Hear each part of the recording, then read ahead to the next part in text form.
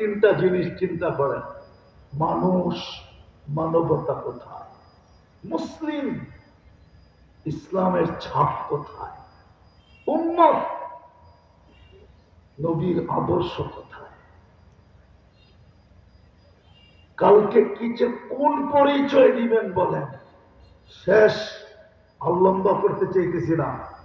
যদি পরিচয় চলতো তাহলে আবু তালেবের কবর আমাকে শতবার কাঁদাইত না। আমি ওই ব্যক্তি, অহংকার করে বলতেছি না।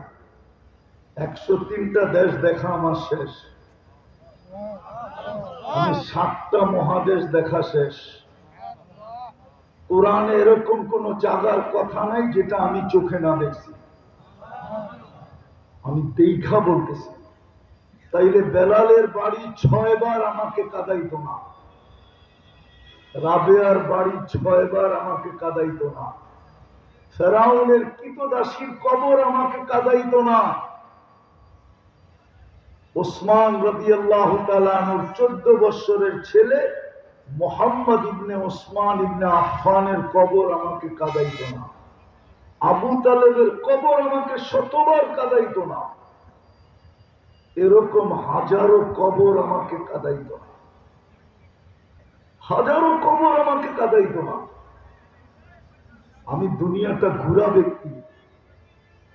হ্যাঁ হ্যাঁ হ্যাঁ, আমাকে কাঁদাইতো না। দুনিয়ার কোন পরিচয় চলবে না। যদি চলতো আপনি মুহাম্মদুর রাসূলুল্লাহ ছিলেন না। কয়েকটা দিন পিঠের ছোঁয়া পাওয়ার কারণে যদি শুকনা খেজুর গাছ মেম্বরে পা রাখতে দেরি, বাচ্চার মতো যদি কাঁদতে দেরি না করত, কাঁদতে দেরি করে না, কাঁদতে কয়েকটা দিন শুধু পিঠ লাগাইছেন, খুতবার ভিতরে পিঠ লাগায় খুতবা দিতেন শুক্রবারে। মেম্বর তৈরি হইতে দেরি, মেম্বরে পা দিতে দেরি, খেজুর গাছ চিৎকার দিয়া কাঁদতে দেরি করে নাই যে আমাকে সৌভাগ্য থেকে বঞ্চিত করলেন। তো করলেন কেন? আল্লাহ রসুল সান্ত্বনা দিছে, তোকে জান্নাতে নিয়ে যাব। আর ওই মুহাম্মদুর রাসূলুল্লাহ আবু তালেবের বুকে ঘুমাইতেন, বুকে।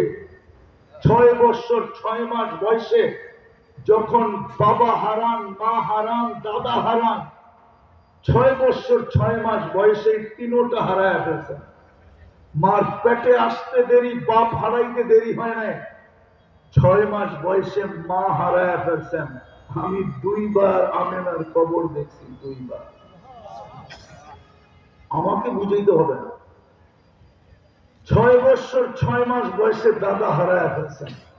50 বছর 6 মাস 10 দিন যেদিন নিজের বয়স, ওই দিন চাচা আবু তালেবকে হারাইছেন। আপনি চিনেন এই হাত কোন হাত? মুহাম্মদুর রাসূলুল্লাহর হাত। যেটার ভিতরে ছোঁয়া লাগছে ওইটারই ভাগ্য খুলে গেছে। অথচ এই চাচাকে এই 2 হাতে কবরে নামাইছেন, 2 হাত দিয়া নামাইছেন। আর বলছেন আম্মি আম্মি মা তারাক্তালি সাবিলা। চাচা, আমার জন্য কোন রাস্তা রাখলেন না। বললাম কলেমা পড়েন, বললেন না। বললাম উচ্চারণ করতে হবে না, ঠোঁট হেলায় দেন, তাও হেলাইলেন না। বললাম চুপ থাকেন, কিচ্ছু বললেন না, তাও চুপ থাকলেন না। শেষমেশ একটা চিৎকার দিলেন, সর্বশেষ একটা চিৎকার দিলেন, আলা মিল্লাতি আব্দুল মুত্তালিব, বইলা চলে গেলেন। আমার জন্য কোন রাস্তা রাখলেন না। কোন পরিচয় দিবেন বলেন? যুবক বলো, কোন পরিচয় দিবে? মা বোনদেরকে জিজ্ঞেস করি, কোন পরিচয় দিবে? বংশ, সম্পর্ক, দুনিয়ার পদবি, দুনিয়ার টাকা পয়সা, ধন সম্পদ, কোনটার পরিচয় দিব বলেন? আমি কোরআন দিয়ে দেখায় দিব, এই পরিচয় চলবে না। এই জন্য ভাবেন, মানুষ তো আমি, কিন্তু মানবতা কতটুকু? মুসলমান তো দাবি করি, ইসলামের ছাপ কতটুকু? উম্মত তো বটে, কিন্তু নবীর আদর্শ কতটুকু?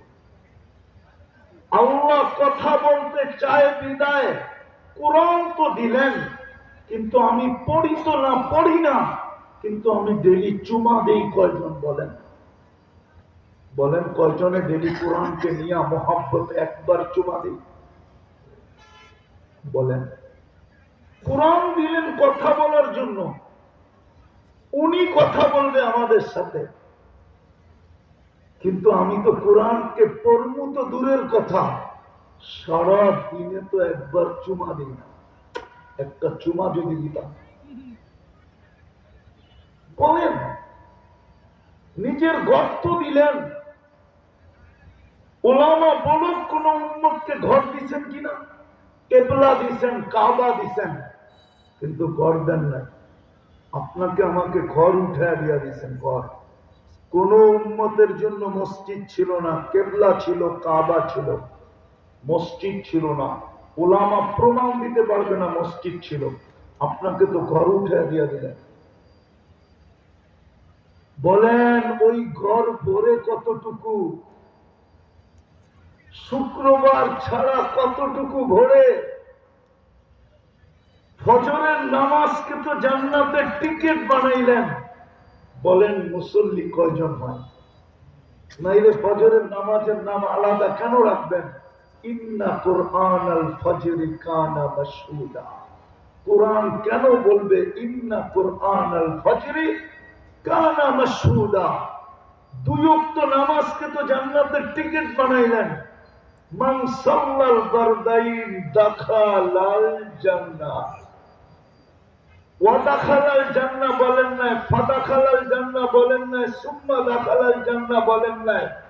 এই দুই ওয়াক্ত নামাজ পড়ায় যে অভ্যস্ত, সেজন্য জান্নাতের ভিতরেই আছে।